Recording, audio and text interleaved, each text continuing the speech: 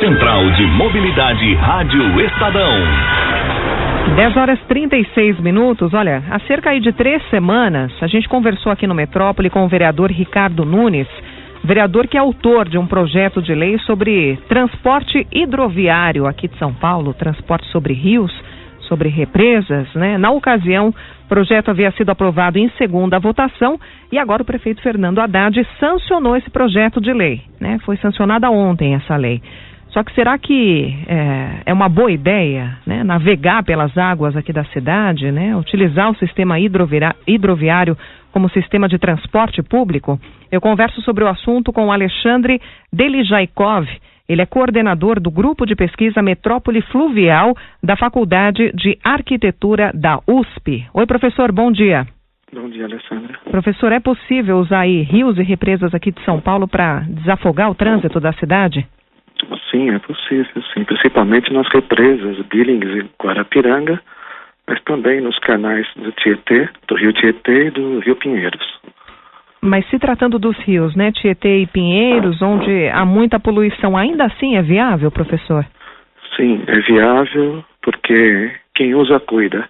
Se a navegação fluvial não tivesse sido interrompida em 1920, quando a cada ano a Prefeitura de São Paulo licenciava aproximadamente 2.000 embarcações de carga, batelões, se essa navegação não tivesse sido interrompida, provavelmente os rios Tietê e Pinheiros não estariam nesse estado. Então a retomada estratégica da Prefeitura de São Paulo, da implementação do sistema hidroviário municipal é um importante passo rumo à implementação do sistema hidroviário metropolitano da bacia hidrográfica do Alto Tietê, que é constituída pelos rios Tietê, Pinheiros, mas também por 2 lagos artificiais, que é a Guarapiranga e a Billings. Mas, professor, há tantos projetos, né, de despoluição dos rios Tietê e Pinheiros, né, todos os projetos ainda 100% de sucesso, né, quem é paulistano sabe e sente isso, né, pelo odor. Ainda assim, seria seguro colocar pessoas navegando, né, em embarcações nesses 2 rios? Há embarcações seguras para isso? Embarcações seguras. Primeiro, as embarcações, quer dizer, esse projeto de lei e a Prefeitura de São Paulo sancionando esse projeto é um passo importante rumo ao fomento da pesquisa e desenvolvimento de estudos no âmbito da arquitetura e das engenharias, principalmente da arquitetura naval, visando a construção de embarcações ambientalmente adequadas. As embarcações que devem navegar nas represas Billings e Guarapiranga devem ter, por exemplo, motores elétricos, né, motores totalmente adequados à questão ambiental. E também o barco tem que ser totalmente fechado, envidraçado para ter uma integração visual, mas fechado com ar-condicionado. Primeiro, para não ter o risco dos passageiros poluírem os 2 reservatórios, né, Billings e Guarapiranga, mas também, no caso da navegação do rio do Pinheiros e do Tietê, não sofrer com a situação, infelizmente, dramática do mau cheiro desses 2 canais. Por outro lado, se você navegar com esses barcos elétricos de passageiros, mas também os barcos elétricos de carga, né, mas sobretudo para passageiros, nos canais do Rio Pinheiros e Tietê, essas embarcações promoverão objetivamente e também indiretamente a limpeza, a aceleração da melhoria da qualidade ambiental da orla dos rios de São Paulo. Particularmente a navegação mais importante, a estratégica, que pode começar imediatamente, referente à travessia lacustre, a travessia dos 2 lagos, Guarapiranga e Billings. Vai melhorar muito o dia a dia do trabalhador paulistano que usa o transporte público com bilhete único, ônibus, barco e ônibus. Ele pode, por exemplo, no caso da represa do Guarapiranga, reduzir o contorno da represa, caso ele more do lado, por exemplo, da estrada do Eniboimirim e trabalha do lado da Cidade Dutra, Interlagos. Então ele pode evitar o corredor do Eniboimirim e até a ponta, ao fundo de um braço da represa, embarcar nesse barco que eu estou comentando com você, que deve ser ambientalmente adequado, com motores elétricos e fechado com ar-condicionado, e cruzar a represa em direção ao corredor de ônibus da Robert Kennedy, por exemplo. No caso da Billings, a mesma coisa. Pode imaginar, por exemplo, a península do Grajaú, na região do Cantinho do Céu, onde tem a Belmira Marim. O morador do Grajaú, por exemplo, ele pode evitar a Belmira Marim, a Teotônio Vilela, no caso de ele trabalhar, por exemplo, na cidade de Ademar, no Jardim Miriam, ele pode fazer essa travessia da represa Billings. E a mais extraordinário benefício é para o morador de Parelheiros, sobretudo no fundo de Parelheiros, né, ao sul de Colônia, perto da tribo Curucutu, no braço Curucutu da represa Billings, divisa com São Bernardo do Campo e quase divisa com Itanhaém, extremo sul do município. O morador dessa região, chamada Parelheiros, é considerada Amazônia Paulistana, e lá na região, além da tribo indígena, tem muitos moradores. Eles podem evitar, por exemplo, a estrada da Colônia, a estrada de Parelheiros e também a Teotônio Vilela, que é a única alternativa para sair dessa região, né, rumo à Zona Sul, ao Largo 13 de Maio, por exemplo, e com travessias lacustres, no sentido longitudinal. Ele embarca no fundo do braço do Curucutu, na região da barragem, lá da Colônia, e navega rumo à Península Cocaia, por exemplo, que é a mais próxima do braço da estação da CPTM Jardim Primavera. Ou então vai direto até a barragem de Pedreira, na região lá do estado do Alvarenga, né? Então, tem muitas alternativas do ponto de vista municipal, né, da implementação do sistema hidroviário municipal. E, evidentemente, as águas da metrópole de São Paulo ultrapassam as fronteiras municipais, então é uma excelente iniciativa para a construção efetiva intermunicipal que envolve 20 municípios para a implementação do sistema hidroviário metropolitano de São Paulo.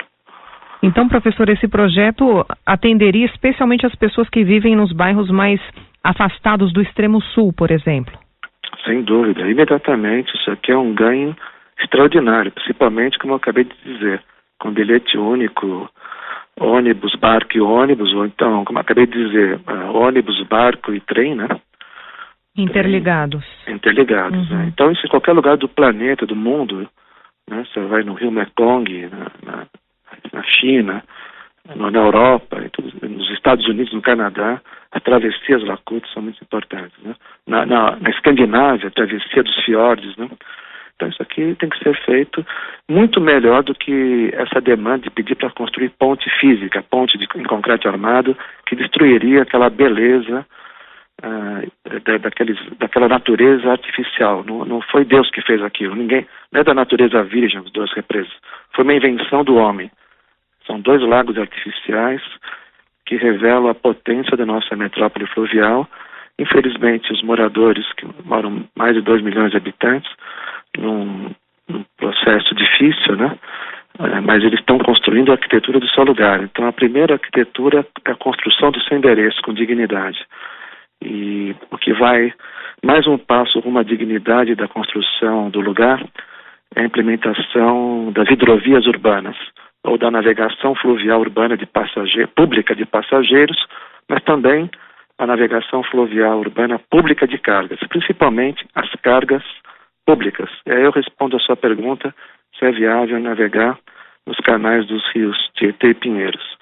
Sim, porque a navegação não só de passageiros, mas também de cargas, e principalmente transportando as cargas públicas, evita-se o que promove a poluição e o entupimento dos canais, porque o transporte fluvial urbano de cargas públicas por barcos urbanos de cargas, igual o VUC, teríamos o BUC, barcos urbanos de carga, elétricos, motores elétricos, podem transportar cargas dentro de contêineres, em porões, estanques, essas cargas que poluem os rios. Por exemplo, material de desassoreamento dos canais e lagos, sedimento de dragagem dos canais, não sai só areia e argila. É um retrato cru da sociedade paulistana. Encontramos de tudo no fundo dos canais, né? Carcaça de automóveis, pneus, animais mortos, sofás, geladeira. Então essa dragagem é vital para evitar as enchentes, por exemplo, que é um transtorno no cotidiano das pessoas. Professor, e mais uma dúvida que eu tenho sobre a sujeira na superfície, né? Tanto dos rios Pinheiros e Tietê, como no caso, por exemplo, da represa Guarapiranga, onde há muitas algas. Né? Nesse caso, a sujeira não poderia ocasionar alguma pane na embarcação? Não seria um obstáculo para a navegação nesses rios e na represa? É o que eu acabei de dizer logo no início. Quem usa, cuida. Se a navegação fluvial na cidade de São Paulo, que existia antes dos portugueses chegarem, e depois os portugueses continuaram a usar, os paulistanos, até 1920, não é pouco licenciar 2.000 batelões por ano, que transportavam tijolos, telhas, areias, hortifruti de Mogi, não é pouco. Eles atracavam na Ponte Grande, muito próximo lá onde hoje é a Ponte das Bandeiras. Não é pouca coisa. Se nós nós optamos por um único modal, que é o rodoviário, resolvemos adotar um urbanismo extremamente rodoviarista, em detrimento à rede ferroviária, à rede aquaviária de hidrovias, aconteceu o que aconteceu com os rios. Agora, se a retomada da navegação, como eu acabei de dizer, quem usa, cuida. Só para lembrar da Holanda, por exemplo, cheia de canais, a Europa, que tem praticamente 70 mil quilômetros de canais artificiais e rios navegáveis. Se você vai na Holanda, suja, tem um vento danado lá, sujeira direto, só que tem um barco limpador, é igual limpador de piscina. Na proa, você tem uma escumadeira igual de frigideira que vai tirando aquele pó do porão, como aspirador de pó, aspirador de piscina. Então, evidentemente, a navegação vai obrigar a limpar essa sujeira superficial que fica nos fundos dos braços das represas, não só as algas, mas as garrafas PET e assim por diante. Então, é um sistema, nós estamos falando de não é navegação autônoma, é um sistema hidroviário municipal, um sistema público de navegação de passageiros. E aí, todo o sistema tem que ter manutenção, igual o metrô, igual tudo na vida tem manutenção. A coisa pública principalmente. Os sistemas de redes de infraestruturas urbanas, seja de saneamento ambiental, mobilidade urbana e transporte público, nesse caso, transporte público hidroviário, precisa de manutenção. Então, além das embarcações, seria necessário um serviço eficiente de limpeza das superfícies das represas e dos rios, professor? Faz parte da navegação. Você, por exemplo, sai de Montevidéu, navegar, tem um barco chamado Buquebus. Você sai do centro histórico do Porto de Montevidéu, pega um buquebus e vai até o centro de Buenos Aires, que é um luxo, né?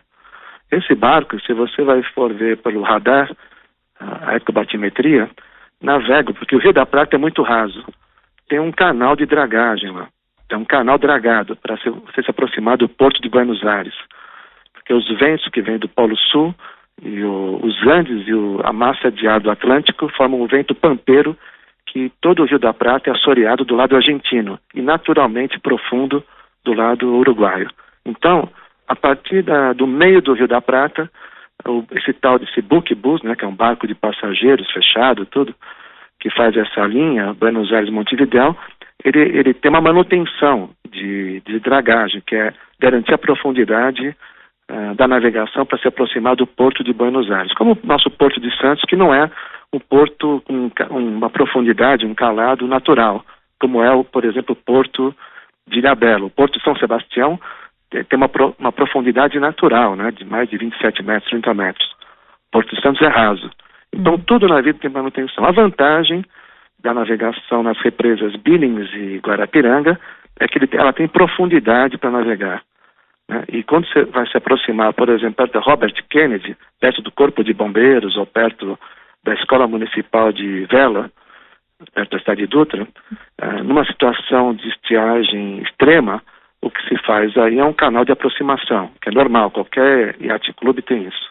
Então, tem vários iate clubes lá na Guarapiranga. Então, as obras necessárias para a implementação já do sistema hidroviário municipal são realmente, não digo insignificantes, mas elas são simples. O porto de atracagem dos barcos de passageiros é um deck de madeira, já existem decks flutuantes pré-fabricados, né?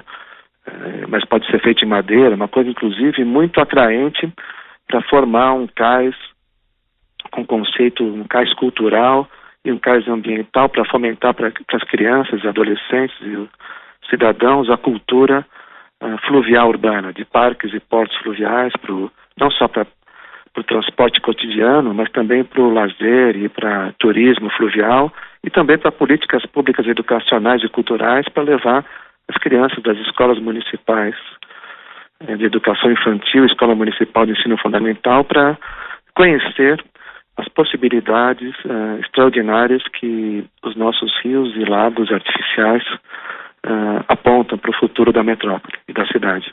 Muito bem, eu agradeço a atenção do Alexandre Delijaikov, coordenador do Grupo de Pesquisa Metrópole Fluvial da Faculdade de Arquitetura da USP. Muito obrigada, professor, pela entrevista. Obrigado a você, um abraço.